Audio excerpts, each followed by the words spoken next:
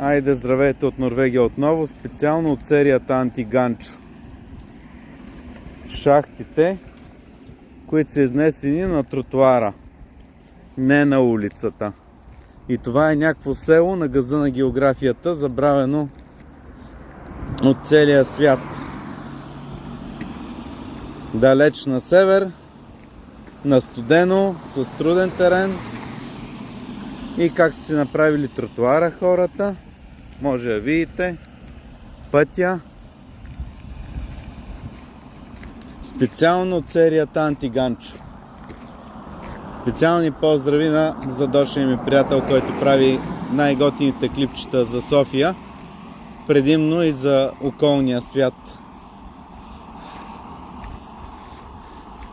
А и за Боби, който е в Африка, много поздрави, който искаше да види Норвегия. Сега му показвам една малка част от Норвегия и Северно море.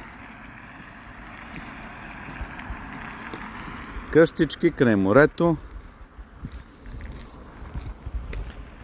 по-големи къщички на високото.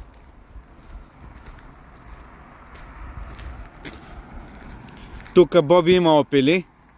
Ако гледаш това видео, има и по-стари опели. Точно говорим за опел и един опел минава. Ето го, опела.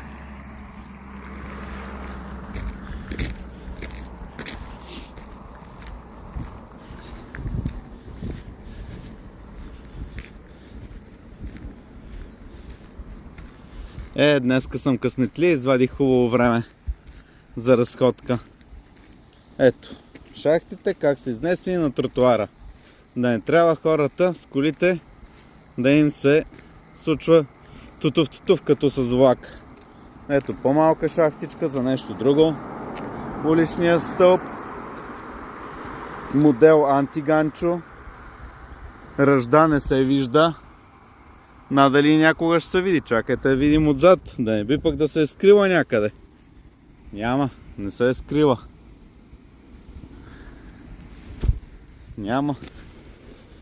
Няма ръжда.